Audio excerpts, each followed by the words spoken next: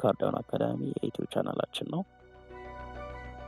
ዛሬ በዩቲዩብ ቻናላችን የምናየው ብሎክቼን ምንድነው የሚለውን ኮንሰፕት ነው። ብሎክቼን እንዴት ተፈጠረ፣ በማን ተፈጠረ፣ ከዛ በኋላ እንዴት ጥቅም ላይ ዋለ የሚለው ኮንሰፕት አንድ ላይ እናያለን ማለት ነው። ብሎክቼን ቤዚካሊ የተፈጠረው በ1991 ነው። ለምንድን ነው የተፈጠረው? የአንድን ዳታ ታይም ስታምፕ ወይም የተሰራበትን ያ ዳታ ፐብሊሽ የተደረገበትን ጊዜ ኮምፒውተር ላይ ስቶር ለማድረግ ነው። ነገር ግን ስቶር ሲደረግ ኤዲት ሳይደረግ ስቶር ለማድረግ ነው ማለት ነው። ስቶር ከተደረገ በኋላ ኤዲት እንዳይደረግ ነው። ነገር ግን ይሄ ቴክኖሎጂ እስከ 2009 ድረስ ጥቅም ላይ ያልዋለም ነበር። 2009 ላይ በሳቶሺ ናካሞቶ ዲጂታል ከረንሲ ክሬት ለማድረግ ተጠቅሞታል። ያ ዲጂታል ከረንሲ ቢትኮይን ነበር። ከዛ በኋላ ግን ከቢትኮይን በኋላ ኢትሪየም፣ ካርዳኖ እያለ ሌሎች ከረንሲዎችም ተፈጥረዋል ማለት ነው። ብሎክቼን እንግዲህ እንደ ስሙ እንደሚገልጸው የብሎኮች ቼን ነው። ይሄ ብሎክ 3 ነገሮች ይኖሩታል። ሃሽ ይኖረዋል፣ ዳታ ይኖረዋል፣ ከዛም በኋላ ብሎክ ሃሽ ይኖረዋል። ከዛ በኋላ ሃሽ ማለት ምን ማለት ነው? ሃሽ ማለት እንደ ጣት አሻራ ወሰዱት። እያንዳንዱ ብሎኮች የራሳቸው ሃሽ ይኖራቸዋል፣ ዩኒክ ሃሽ ይኖራቸዋል። ያ ማለት እያንዳንዱ ብሎኮች የራሳቸው የተለየ ለየት ያለ የጣት አሻራ አላቸው ማለት ነው። ስለዚህ አንዱ ብሎክ ከአንዱ ብሎክ በተአምር ሊመሳሰል አይችልም ማለት ነው።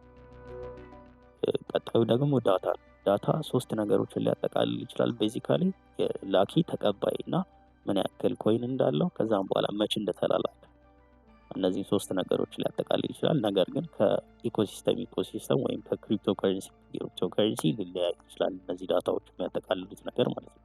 ከዛ 3ኛው ነገር ምንድነው? የበፊቱ ብሎክ ሃሽ። አሁን ለምሳሌ እዚህ ጋር ያሉት 3 ብሎኮች የመጀመሪያው ብሎክ ሃሽ ቀጣዩ ብሎክ ላይ አለ። ቀጣዩ ብሎክ ሃሽ ደግሞ 3ኛው ብሎክ ላይ አለ። ያው ፊንገርፕሪንቱ መጀመሪያ ላይ ያለው 3ቱም ላይ አለ ማለት ነው። ነገር ግን 3ቱም ዩኒክ ፊንገርፕሪንት ይኖራቸዋል ወይም ዩኒክ ሃሽ ይኖራቸዋል ማለት ነው። አሁን ለምሳሌ አንድ ሃከር መጥቶ 4 ብሎኮች ይኖራሉ። እንደ ኤግዛምፕል ነው 4ቱም ብሎኮች የጠቀስነው እንጂ ብዙ ብሎኮች ናቸው የሚኖሩት። ከ4ቱ ብሎኮች ሁለተኛውን ብሎክ ሃክ ለማድረግ ፈለገና ሃክ አድርጎ ሃሹን ከዚህኛው ወደዚህኛው ቀየረው ማለት ነው። ከዚህኛው ወደዚህኛው ሃሹን ሲቀይር ምንድነው የሚሆነው? ውስጥ ያለው ዳታ ይቀየራል ማለት ነው። ከዛም በኋላ ምንድነው የሚፈጠረው? በቀጥታ የቀሩት 3ቱ ብሎኮች ትክክል ናቸው። አንደኛው ብሎክ ግን ትክክለኛ ዳታ የለውም ማለት ነው። 3ቱ ብሎኮች ትክክል ናቸው ያልንበት ምክንያት ምንድነው? በፊት መጀመሪያ 4ቱም ብሎኮች ትክክል እያሉ የዛኛው ዳታ የትክክል ያልሆነው ብሎክ ዳታ ስላላቸው 3ቱም ምንድነው የሚሆነው? ያኛው ብሎክ ትክክል እንዳልሆነ፣ ምክንያቱም አብዛኛው ብሎኮች ትክክለኛው ዳታ ስላላቸው ያኛው ብሎክ ትክክል እንዳልሆነ ያውቃሉ። ስለዚህ ምንድነው የሚፈጠረው? መሀላቸው ውስጥ ቼኑ ይሰበራል ማለት ነው። ከዛም በኋላ ቼኑ ከተሰበረ በኋላ ቤዚካሊ ምን ለማድረግ ነው የሚሞክረው? ሲስተሙ ምንድነው ለማድረግ የሚሞክረው? ያንን ብሎክ ለማስተካከል ኤዲት አድርጎ ትክክለኛውን ዳታ ለማድረግ ይሞክራል። ወይ ደግሞ ትክክል ለማድረግ ሲሞክሩ እምቢ ካላቸው ያ ብሎክ ያስወጡታል ማለት ነው። ከዛም በኋላ ዲሊት ይደረጋል ያ ብሎክ ማለት ነው። ከዛ በኋላ 3ቱ ብሎኮች ይቀጥላሉ። ከዛ እዚህ ጋር ምናልባት ጥያቄ ሊፈጥርባችሁ ይችላል። ሁሉንም ብሎኮች በአንዴ ሃክ ቢያደርግስ ሃከሩ? ሁሉንም ብሎኮች ያሉትን ብሎኮች እንዳለ ሃክ ቢያደርግስ? ይሄኔ ነው ኮንሰንሰስ ሜካኒዝም የሚመጣው ማለት ነው። ኮንሰንሰስ ሜካኒዝም ማለት ነው የብሎኮችን ክሬሽን ሰዓት መቀነስ ነው። ምንድነው? 3 አይነት ኮንሰንሰስ ሜካኒዝሞች ይኖራሉ። ቤዚክ ኮንሰንሰስ ሜካኒዝሞች 3 አይነት ይኖራሉ። ፕሩፍ ኦፍ ወርክ፣ ፕሩፍ ኦፍ ስቴክ እና ዴሊጌት ፕሩፍ ኦፍ ወርክ ወይም ደግሞ ፕሩፍ ኦፍ ኦቶሪቲ የምንላቸው ማለት ነው። ኮንሰንሰስ ሜካኒዝም የብሎክ ክሬሽንን ታይም በመቀነስ የሚፈጠር ሜካኒዝም ነው። ምንድነው? የብሎኮችን ክሬሽን ታይማቸውን ወደ 10 ደቂቃ ከፍ ያደርገዋል ማለት ነው። ስለዚህ አንድ ብሎክ ክሬት ለመደረግ 10 ደቂቃ ይፈጅበታል ማለት ነው። እነዚህ 3ቱ ሜካኒዝሞች ፕሩፍ ኦፍ ወርክ ማለት ቤዚካሊ እኛ ማይኒንግ ብለን የምንጠራው ነው። ፕሩፍ ኦፍ ስቴክ አድርገን የሆነ ማቴማቲካል ኢኩዌሽንን ስቴክ አድርገን ወይ ደግሞ ሎተሪ ገዝተን በገዛነው ሎተሪ ልክ ለኛ ማቴማቲካል ኢኩዌሽኑ ሶልቭ እንድናደርግ ይሰጠናል። ዴሊጌት ፕሩፍ ኦፍ ወርክ ወይም ደግሞ አውቶሪቲ ፕሩፍ ኦፍ ወርክ ምንድነው?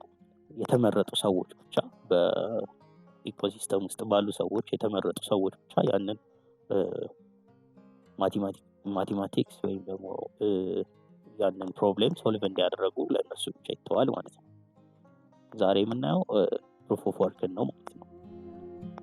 ፕሩፍ ኦፍ ወርክ ምንድነው የሚሆነው?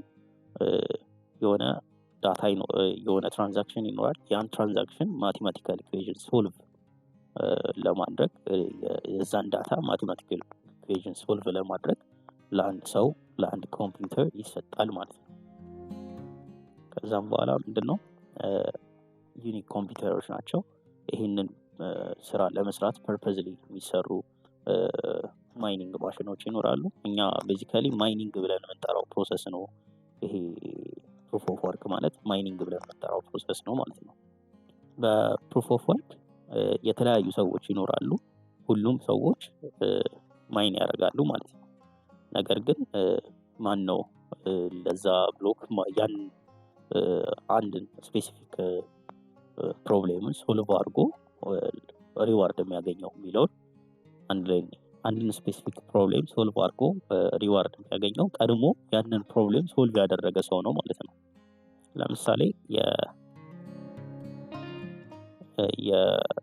የሆነ ሳጥን አለ። ያንን ሳጥን ቀድሞ ክራክ ያደረገ ሰው ኮምፒቲሽን ይዘጋጃል። ሁሉም ሰዎች ኮዱን ክራክ ለማድረግ ይሞክራሉ። ነገር ግን ቀድሞ ኮዱን ክራክ ያደረገው ሰውዬ ውስጥ ያለውን ወርቅ ወይም ደግሞ ሪዋርድ መውሰድ ይችላል ማለት ነው። አሁን ይሄኛው ሰውዬ ቀድሞ ኮዱን ክራክ አድርጎታል ወይም ደግሞ ኮዱን አውቆታል። ስለዚህ ውስጥ ያለውን ወርቅ መውሰድ ይችላል ማለት ነው። ይሄ ነገር ነው ሀፕን የሚያደርገው ፕሩፍ ኦፍ ወርክ ላይ። የተለያዩ ማቴማቲካል ኢኩዌሽኖች ይኖራሉ ወይ ደግሞ የተለያዩ ማቴማቲካል ወይ ደግሞ የተለያዩ ትራንዛክሽኖች ይኖራሉ። እነዛን ትራንዛክሽን ዴሊጌት ለማድረግ ሁሉም ሰው ይሳተፋል ማለት ነው። ስለዚህ ቀድሞ ያንን ማቴማቲካል ኢኩዌሽን ስፔሲፊክ ማቴማቲካል ኢኩዌሽን ቀድሞ የሰራ ሰው በዛ ብሎክ ምክንያት ያለውን ሪዋርድ ይወስዳል ማለት ነው።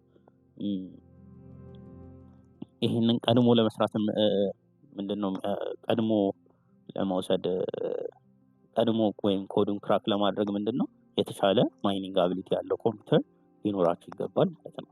እስቲ የምትፈልጉ ከሆነ ጠይቁንና ስለ ማይኒንግ እና ደግሞ ስለ እቃዎቹ የተለያዩ አይነት ማይኒንግ እቃዎች ይኖራሉ። ስለነሱም ቪዲዮ እንሰራላችኋለን። የምትፈልጉ ከሆነ ኮሜንት ላይ አስቀምጡ። ይሄንን ፕሩፍ ኦፍ ወርክ የሚጠቀሙ የሚታወቁ ዲጂታል ከረንሲዎች አሉ። አንደኛው ቢትኮይን ነው ሁላችንም የምናውቀው። ሁለተኛው ደግሞ ላይት ኮይን ነው። ግን ሌሎችም ኮይኖች በብዛት ይጠቀሙታል ማለት ነው ይሄንን ሜካኒዝም። በቀጣይ ቪዲዮአችን ደግሞ ስለ ፕሩፍ ኦፍ ስቴክ በደንብ እናያለን።